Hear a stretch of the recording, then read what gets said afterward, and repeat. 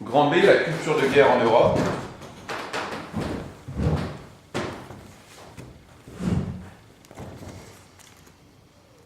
La guerre et son histoire sont l'objet de nombreux ouvrages savants et populaires au XIXe siècle. L'image du combat chevaleresque envahit les livres d'histoire de l'époque républicaine, de l'école républicaine.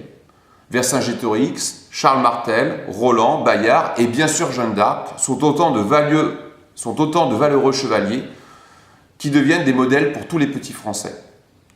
S'opposant à l'envahisseur, défendant leur patrie jusqu'à la mort, ces lointains héros préparent mentalement les jeunes gens au sacrifice suprême. Le service militaire, obligatoire pour tous les jeunes gens de 18 ans, permet de donner une instruction militaire individuelle et collective assez poussée. En mélangeant classes sociales et d'origines géographiques différentes, la conscription a également pour but de faire naître un esprit de corps et entretient la fibre nationaliste. Individuellement, ce temps compose pour des millions de jeunes gens un rite de passage entre l'enfance et l'âge adulte et une expérience radicalement nouvelle par l'éloignement de la cellule familiale et villageoise. Il y a donc une prise de conscience que l'on appartient non pas au village ou à sa famille, mais à un ensemble plus vaste, celui de la nation. On voit bien que l'enseignement civique qui est diffusé à l'école trouve là son complément et son accomplissement avec ce service militaire qui peut durer jusqu'à 3 ans. La guerre, le combat, représente une possibilité d'affirmer sa virilité et donc revêt un aspect positif pour la majorité des Français à la veille de la Grande Guerre. Le modèle antique du conflit s'impose dans les esprits, la guerre se résume à une bataille décisive qui apparaît comme un acte de justice divine. En France, le souvenir mythifié de Valmy et des victoires napoléoniennes, notamment Austerlitz, répond à la mémoire officielle du Second Empire, du Deuxième Reich, rappelant sans cesse que sa fondation se fit par le fer et le feu.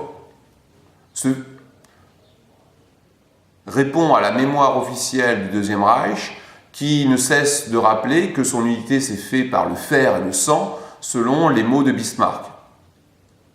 Les triomphes de Sadova et de Sedan assurent aux Prussiens la domination sur l'espace allemand et l'affaiblissement durable de leurs potentiels adversaires. Aussi, les Allemands sont dans une logique d'expansion très nette et voient dans la guerre une opportunité d'accroître encore leur domination sur l'Europe.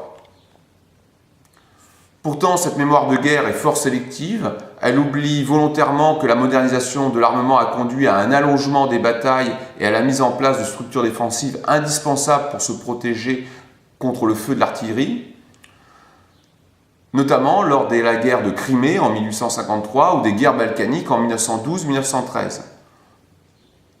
La modernisation de l'armement a aussi conduit à de véritables massacres quand les stratégies offensives ne tiennent pas compte de cette augmentation de la puissance de feu.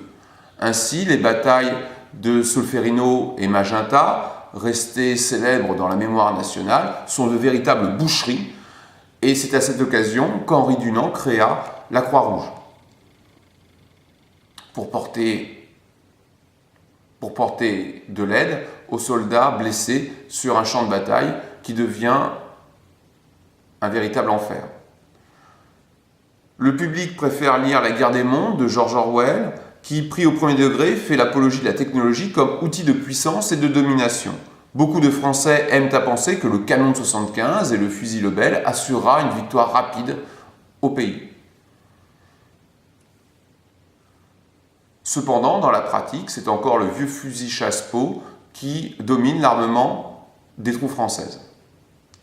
La guerre est donc vue comme une épreuve difficile, sanglante, mais brève et forcément victorieuse. Il est à dire que les forces de résistance antimilitaristes ou pacifistes ne vont pas peser lourd en août 1914 quand s'enclenche la machine infernale qui va mener à la Grande Guerre.